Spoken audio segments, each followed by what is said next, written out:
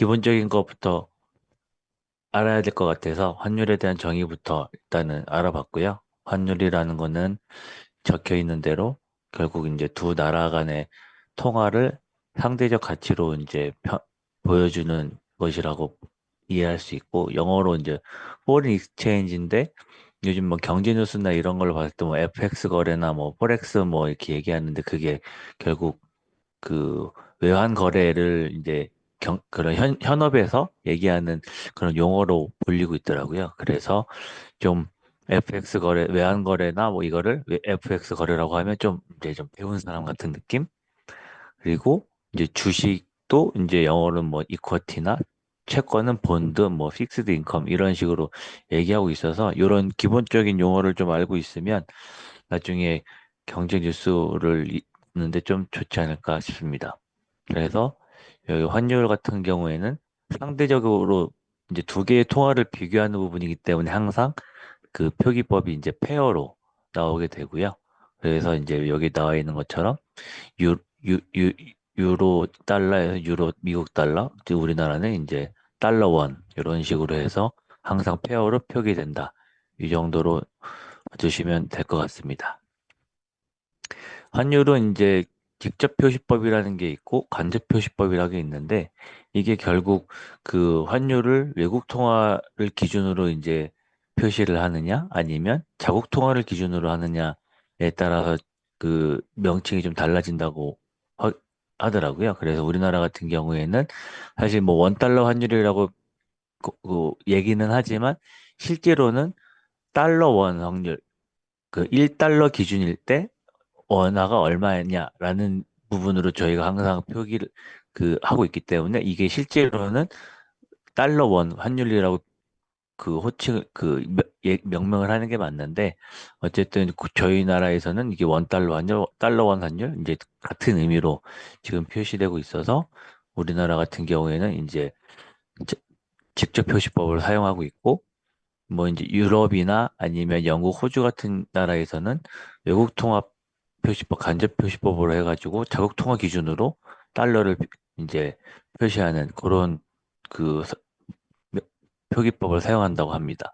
근데 요게 이제 그 다른 뭐 책에서도 좀 잠깐 나오긴 해서 한번 찾아봤는데, 이게 역사적 관행으로서 이제 미국이나 유럽은 과거부터 이제 직접 표시법을 사용했다고도 하는데, 결과적으로는 이제 실용적인 측면도 있지만, 결과적으로는 어떤 방식이든 경제적 의미는 동일하지만 사용자 이해와 이제 시장 편의성에 따라서 이제 나뉜다. 결국 이게 상대적인 거기 때문에 뒤집으면 또 같은 의미가 되는 거니까. 네. 그래서 환율 표시는 두 가지로 이제 나눠져 있다.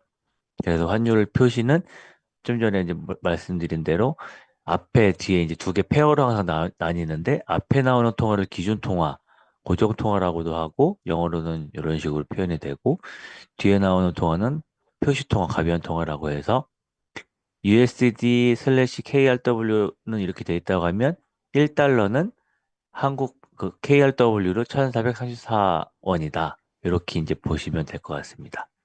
그래서 이게 항상 이제 처음에 헷갈렸던 부분인 건데, 그 달러 원 환율이 상승한다라고 하면 원화 기준으로는 원화가 약세가 되는 거고, 달러 기준으로는 또 달러가 강세가 되는 부분이라고 이해를 하면 좋을 것 같고요. 항상 이제 페어기 때문에 하나가 올라가면 하나는 낮아진다. 그런 식으로 이해를 하면 좋을 것 같습니다. 그래서 달러 원 환율이 마찬가지로 하락을 했다 하면 원화가 강세가 됐다. 달러화가 약세됐다라는 것을 의미를 하는 걸로 보면 될 것 같습니다. 그래서 이제 환율 표기하는 부분들도 나름의 이제 국제 표준이 있다고 해서 이제 국제 규격으로 이제 돼 있는데, 요게 이제 만들어지는 방식은 국가명이 앞에 두 자리가 되고 마지막 한 글자, 끝에 한 글자가 통화 이름. 그래서 우리나라는 코리아기 때문에 코리아, KR이 들어가고, 원이라는 화폐 통화 단위를 쓰기 때문에 W. 미국은 USA이기 때문에 US 들어가고, 달러이기 때문에 USD. 이런 식으로 통화 코드가 명칭되어 있다라고 봐주시면 될 것 같습니다. 그래서 지금 우리나라는 변동 환율제를 사용하고 있는데, 변동 환율제에서 환율이 결정되는 것은 결국 외환 시장에서 외화 자금의 수요와 공급에 따라서 결정이 된다라고 간단하게 이해할 수가 있습니다. 그래서 외화 자금, 달러의 수요가 커지게 되면 그만큼 달러를 그 요구하는 부분 그런 수요가 많기 때문에 그렇게 되면 가격이 올라가서 환율은 상승하는 거고 달러 수요가 공급보다 이제 작아지게 되면 수요가 그만큼 줄었기 때문에 하락한다. 달러 원 환율이 하락한다. 이런 식으로 보면 될 것 같습니다. 그래서 국제 수지, 수출로 인해서 우리가 흑자를 많이 낸다라고 했을 때는 그만큼 국내에 외화의 유입이 이제 그 공급이 커진 거기 때문에 외화의 가치가 떨어져서 환율이 하락한다. 그 공급이 더 많아지기 때문에 환율이 하락한다라고 보시면 되고 반대로 해외 주식 투자가 증가해서 달러를 수요하는 요구하는 수요가 늘어나게 되면 그거만큼 외환의 수요가 공급보다 커짐에 따라서 환율이 상승한다. 이런 식으로 이해를 해주시면 될 것 같습니다. 이거는 조금 이게 이제 그 한국은행 그 환율 자료로 이제 소개되고 있던 내용을 제가 다시 이제 그 정리한 건데 환율을 변동되는 크게 이제 큰 요인 중에 하나는 결국 이제 외환시장의 수요와 공급인데 이거를 결정하는 주요 원인이 거시경제 정책과 경제 상황. 이게 그뭐 뉴스 이렇게 보면 경제 펀더멘탈 뭐 얘기를 하는데 지금 이거 자료 준비하면서 그 펀더멘탈에 대해서 처음 이제 그 단어의 의미를 좀 되짚어 봤던 것 같습니다. 시장 심리, 이런 부분들이 외환 시장의 수요와 공급을 결정하는 요인이 되고, 이런 요인들 때문에 환율이 변동한다.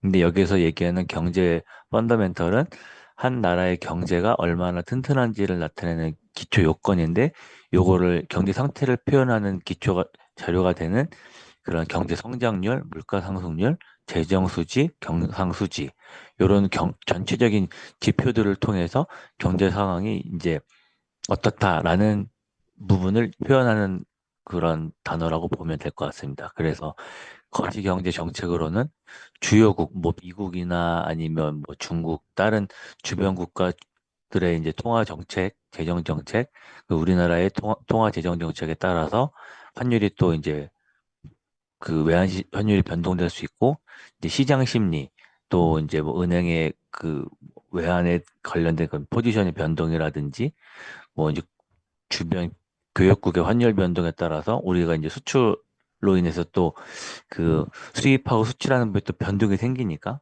그런 여러 가지 그런 요인들이 좀 얽히고 설켜가지고 환율이 변동이 된다. 그런 걸로 봤을 때는 좀 되게 복잡한 그런 내부적인 부분들이 있는 게 아닌가라는 생각이 좀, 네, 들었던 것 같습니다. 그래서 요 다음 장에서는 요 시장 심리와 경제 상황, 경제 정책에 대해서 그냥 간단하게 어떤 것들이 있어서 환율을 변동시키냐, 요 정도로만 이제 보면 될 것 같고요. 그래서 이제 시장 심리라고 하는 부분은 단기 요인이라고 표현을 하더라고요.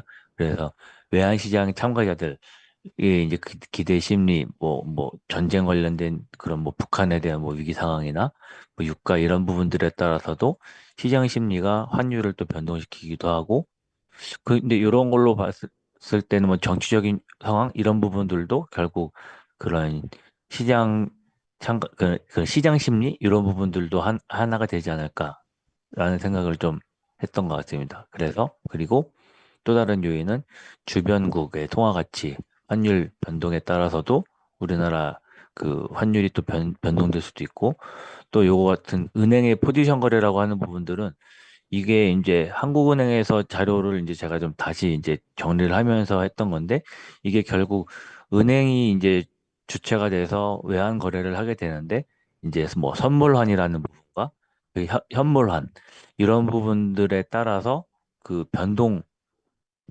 선물한 매도 포지션이 좀 과하게 되면 그만큼 그 은행이 이제 환율 변동에 따른 손실을 피하기 위해서 현물한 시장을 해서 외화를 미리 매입하는 전략을 사용한다. 뭐 이런 부분들도 표현이 되긴 하는데 이게 사실 이게 뭐 대충은 뭐 이해가 되는데 또 표현을 말로 설명하는 거에는 아직 좀 지식이 조금 더 부족한 것 같습니다. 그래서 이제 자료상으로는 그냥 요거 딱 한 두 줄만 봤을 때는 이게 도대체 무슨 소린가 싶어가지고 선물환이라는 거는 실질적으로 그런 현물을 거래하는 게 아니고 미래 시점에서 이제 그 달러를 미리 사놓는다라는 개념으로 보면 될 것 같고 현물화는 실제 이제 거래를 외화를 거래한다 이런 거에 따라서 포지션의 그런 포지션 변동이 좀 과하게 되면 환율의 또 변동 요인이 될 수도 있다. 이 정도로만 가볍게 이야기하고 넘어가면 될 것 같습니다. 그리고 이제 경제 펀더멘트 경제 상황이라고 하는 요인에 따라서도 환율이 변동한다. 결국 그냥 요거는 좀 뭐 어렵게 표현이 되는 것 같긴 한데 내수 시장이나 뭐 세계 경제가 좋으면 그거에 따라서 환율이 또 움직일 수도 있고 반대로 나빠지면 또 환율이 또 나빠질 수도 있고 그 움직일 수도 있고 이런 부분들이로 보면 될 것 같아서 요거 국제 수지, 물가 수지의 생산성 요게 이제 이런 부분들도 환율 변동 요인이 된다. 그래서 국제 수지는 이제 수출로 봤을 때 수출이 많이 해서 달러가 이제 많이 들어오게 되면 외환이 많이 생기니까 결국 환율이 하락되고 반대로 적자가 심하게 되면 반대의 효과가 나오고 물가 수준 같은 경우에는 국내 상품 가격이 이제 상승을 하면 이게 가로는 반대로 보시면 될 것 같습니다. 물가 가격이 올라가면 수출 경쟁력이 저하되고 우리나라 물건을 사는데 이제 비용이 좀 많이 드는 부분이 생기다 보니까 그러면서 무역 수지가 악화되면 환율이 상승하고 반대로 이제 또 효과가 있고 그래서 결국 생산성이 증가되면 생산 비용이 절감되면서 가격이 하락되니까 얘는 반대로 생산성이 증가는 결과적으로 상품 가격의 하락을 만들기 때문에 환율은 이제 증가하면 이게 하락으로 생산성이 증가하면 결과적으로 환율이 하락한다. 이런 식으로 영향을 준다라고 보시면 될 것 같습니다. 그리고 경제 정책에 따라서도 통화 정책, 재정 정책에 따라서 또 이제 거시 건전성이라고 해서 이제 정부가 외화를 관련해서 어떠한 뭐 규제라든지 아니면 뭐 제재를 하느냐에 따라서도 환율이 영향이 이제 있을 수 있다. 그렇게 봐주시면 좋을 것 같습니다. 네. 그래서 요거는 그 환율이 어느 부분에 이제 영향을 미치느냐. 단순히 저희가 기존에 제가 생각했을 때 그 환율은 지금은 그 뭐 저희가 단순히 외국 여행을 간다거나 그래서 환전을 하거나 아니면 뭐 그 해외 직구를 해가지고 그거에 맞춰서 이제 뭐 가격이 얼마인지 비교를 한다거나 아니면 뭐 미국 주식을 뭐 사는데 그게 뭐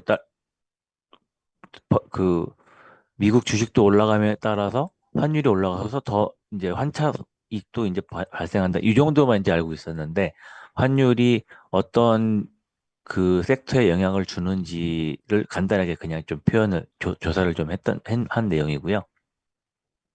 그래서 이제 환율 같은 경우에는 글로벌 무역이나 경제에도 영향을 미치게 된다. 그래서 수출입 가격 변동.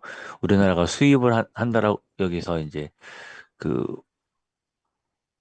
원화가 이제 약세가 되고 환율이 이제 높아지게 되면 1달러 기준으로 이제 원화가 이제 높아져서 환율이 상승하게 되면 한국 제품이 한국 해외에서 저렴해져서 수출이 증가하고 결국 수출 기업에 대해서는 기업 실적이 개선되지만 반대로 수입을 이제 의존하는 기업 같은 경우에는 비싸게 사기 때문에 또 이제 반대의 영향이 또 있게 되고 네. 그래서 수출도 이제 의존도가 높은 국가에 미치는 영향 같은 경우에는 네. 그 요거 좀 전에 말씀드린 그건데 환율이 만약 하락한다. 원화가 강세가 돼서 한 1달러 기준으로 그 원화가 강세가 되면 수입 기업 같은 경우에는 그 해외 제품 수입 비용이 좀 잠깐만 이거 잘못 쓴 것 같은데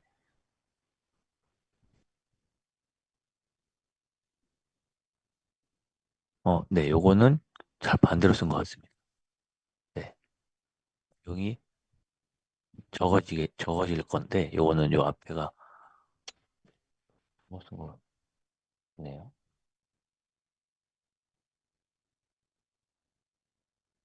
뭐 요런 식으로 영향한다는 거.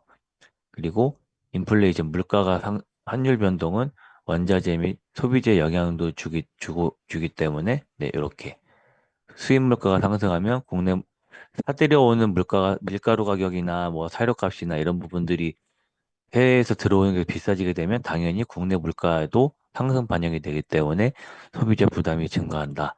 그래서 인플레이션에도 영향을 준다라는 부분 보시면 될 것 같고, 이것도 비슷한 내용인데 기업 경영과 투자 환경.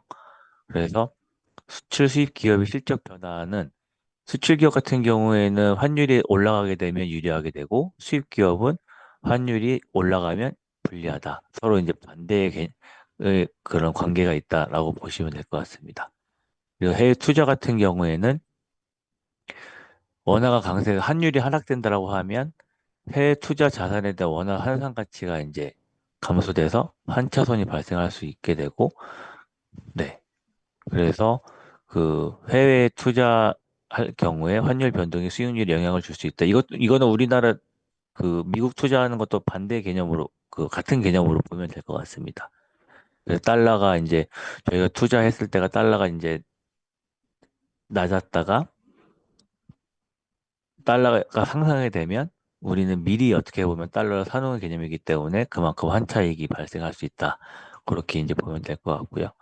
그리고 외국인 투자 유입과 유출. 네.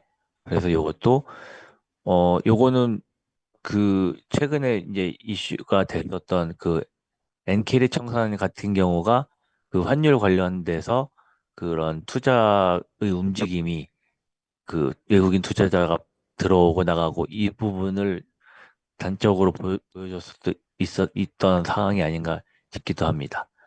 네.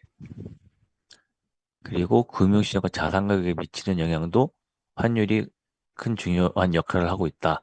그래서 주식시장과 환율, 그래서 환율은 주가는 항상 밀접한 관계가 있을 수밖에 없고, 그래서 환율이 상승한다는 것은 수출 기업의 실적 기대감으로 주가가 상승할 수 있다. 지금, 네, 최근에 그, 그런 수출 기업 같은 경우에는 주가가 상승하고 하는 게 다 이제 이런 영향도 있는 부분이라고 보여지고요. 이제 환율이 하락하는 경우에는 수입 기업에 내수 기업에 긍정적인 영향이 있다. 이렇게 이제 보면 될 것 같습니다. 그리고 채권 시장과 금리에도 환율 변동은 중앙은행 통화 정책에도 영향을 때문에 환율은 이제 금리에 채권 시장과 금리에 영향이 줄 수 있고 외환 시장과 금융 상품 그래서 이제 외환 거래라든지 뭐 이런 파생 상품 관련해서도 뭐 시장과 자산에도 환율은 영향을 미치고 있다. 이렇게 볼 수 있을 것 같고요. 그리고 국제경제 지정학적 리스크라고 해서 미국 달러는 기축통화 역할을 하고 있기 때문에 만약에 달러가 강세가 된다. 결국 이제 달러가 환율이 올라가게 된다라고 했을 때는 신흥국의 경제 불안정성 가능성이 있다. 그 외국인 투자했던 그런 자본들이 다시 미국으로 이제 돌아가거나 이제 그런 상황들이 발생하기 때문에 그런 신흥국의 경제 불안정한 가능성이 좀 커지게 된다라고 이해할 수가 있을 것 같습니다. 그리고 글로벌 경제 이벤트 뭐 이제 저희가 이제 보고 있는 뭐 FOMC나 이런 금리 정책에 따라서도 이제 환율이 변동이 발생할 수 있고 중국 경제의 그런 성장이 둔화가 됐을 경우에도 환율이 또 변동이 생기고 네, 그리고 지정학적 리스크 전쟁이라든지 그런 안전자산이 선호 이런 부분들도 결국 이제 환율에 영향을 줄 수 있다. 그래서 환율이 영향을 줄 수 있는 게 이제 또 마지막으로는 개인 투자 전략에 대해서도 해외 주식이라든지 해외 예금 달러 자산 그런 환율 리스크 뭐 해지 전략을 통해서 요거는 조금 어려운 부분인 것 같더라고요. 통화 선물 이런 부분들은 개인 투자자가 하기에는 조금 어려운 부분이라고 보여지지만 어쨌든 저희도 환율을 통해서 지금 뭐 해외 주식, 미국 주식 투자하는 거나 아니면 달러 예금 저희 그 시드머니 때 했던 강의 말씀하셨던 것처럼 그런 부분들을 통해서도 개인 재테크 이런 한 수단으로서 네, 활용될 수 있다라고 해서 환율은 그런 그 다양한 그 단순히 이제 저희가 뭐 여행 가거나 이런 걸로 사실 생각을 하고 있었는데 굉장히 다양한 분야에 대해서 중요한 요인, 인자로서 역할을 하고 있다라는 부분을 그 알면 제일 좋을 것 같습니다. 그래서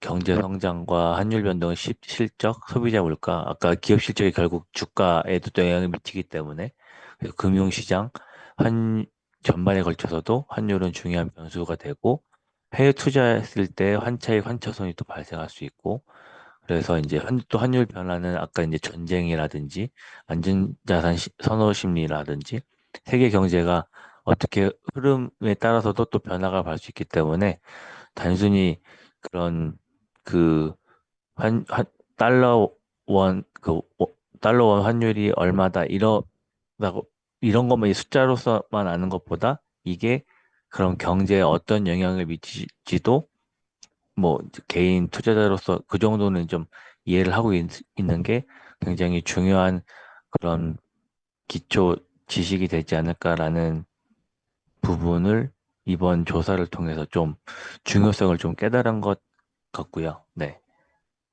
근데 생각보다 이게 좀 단순히 볼 부분은 좀 아닌 것 같아서 다른 멘토님이 정해주신 그런 주제, 주가와 아니면 뭐 금리 이거하고 다 연관성이 있기 때문에 이거를 패키지로 해갖고 연관성을 찾아가면서 학습하는 부분이 좀 중요한 포인트가 아닐까라고 생각을 했습니다.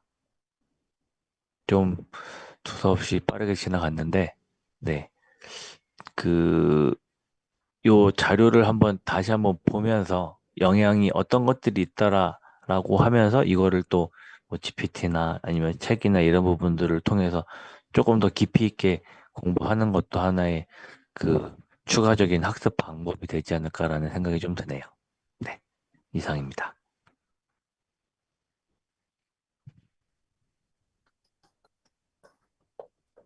그럼 바로 넘어가면 되나요?